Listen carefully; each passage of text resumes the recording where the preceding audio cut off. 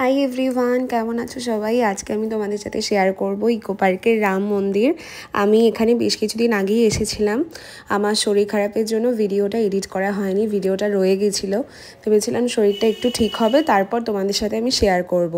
তো আজকে তাই চলে এসেছি রাম মন্দিরে, যেটা আমার ভীষণই ভালো লাগে। আগেও একদিনকে এসেছিলাম, তোমাদের সাথে ভিডিও শেয়ারও করেছিলাম। আর সেদিনকে আমি ময়ূক সোনাকে নিয়ে এসেছিলাম, বাট আজকে আমি কাউকে নিয়ে আসিনি। আজকে আমি একাই এসেছি।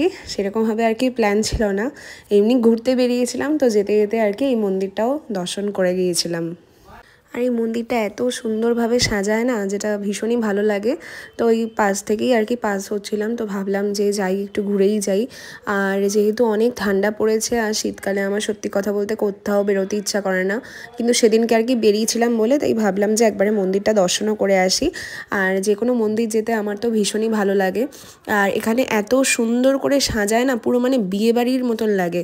এত সামনে থেকে গেটটা এত সুন্দর করে সাজিয়েছিল, ভীষণ সুন্দর লাগছিল। আর এখানে কিন্তু সব ভগবান রয়েছে। আগেও একদিনকে ভিডিও করেছিলাম, তখনও তোমাদেরকে বলেছিলাম পৌরাণিক অনেক চিত্র কিন্তু এখানে অবলম্বন করে তৈরি করা হয়েছে। এত সুন্দর, মানে তোমরা না দেখলে সামনে থেকে গিয়ে বিশ্বাস করবে না, এতটাই সুন্দর। আর তোমরা যদি যাও তাহলে অবশ্যই সন্ধেবেলার পরেই যেও, অভূতপূর্ব সুন্দর লাগে দেখতে।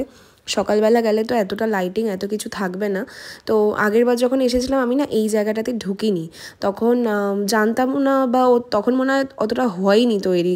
তো কিন্তু এইবার যখন দেখলাম যে একটা মানে যাওয়ার রাস্তা মতন আর কি করেছে, এখান থেকে যাওয়াও যাচ্ছিল, পেছন দিকটাও দেখা যাচ্ছিল। আর এত বড় না, মানে শিব ঠাকুরটা কী যে অভূতপূর্ব সুন্দর লাগছিল রাত্রেবেলা, মানে গায়ে কাটা দেবে তোমার রীতিমতন, ভীষণ সুন্দর। আর চারিপাশে পুরো জল, আর পুরো জলের পুরো মাঝখানেই একদম ভগবানকে এরমভাবে রাখা। আর এই পাশ থেকেও কিন্তু যাওয়ার রাস্তা আছে, বাট এই পাশ থেকে আমি আর যাওয়ার রিস্ক নিইনি, কারণ একদম সরু পাতটা, যদি পড়ে টরে যেতাম তো আরেক বিপদ। তো তাই জন্য যাইনি। আর এখানে আজকে দেখলাম দুটো মন্দির নিউ ওপেন হয়েছে, যেটা আমি আগের বার এসে কিন্তু দেখিনি। এই যে বাঁদিকে তোমরা দেখলে পুরো হোয়াইট কালারের একটা নিউ মন্দির হয়েছে, ওটা কি ভগবান রেখেছে সেটাও আমি দেখতে পাইনি, কারণ তখন না ভগবানকে মানে বিশ্রামের জন্য পাঠানো হয়েছিল, তো সেটা আমি ঠিক দেখতে পাইনি। কিন্তু প্রচুর ভিড় ছিল আজকে, মেবি দুটো মন্দিরই উদ্বোধন করা হয়েছে, প্রচুর গান বাজনা হচ্ছিল। আর এখানে দেখো রথও রাখা রয়েছে, কি যে সুন্দর, মানে জগন্নাথ রয়েছে, শ্রীকৃষ্ণ, রাধা, মানে কি নেই। আর এই ভগবানের এই মন্দিরটাও কিন্তু নতুন হয়েছে, একটু এগিয়েই আর কি ওইখানের মধ্যেই এইটাও কিন্তু দেখলাম নতুন হয়েছে। আর ভেতরটা এত সুন্দর করা রয়েছে।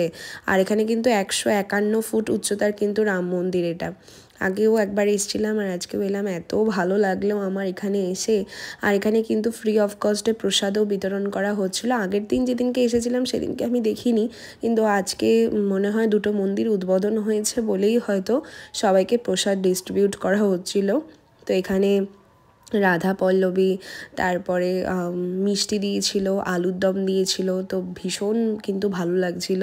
আর আমিও এখানে নিয়ে নিয়েছিলাম, আর তারপরেই ভগবানকে দর্শন করলাম। আর এই মন্দিরটা কিন্তু পুরো কাচের তৈরি, চারিদিকে পুরো কাচ দিয়ে তৈরি করা। আর জগন্নাথকে কি সুন্দর লাগছে, আর এত বড় জগন্নাথ বলরাম সুভদ্রা দেখো তোমরা, কি অভূতপূর্ব সুন্দর।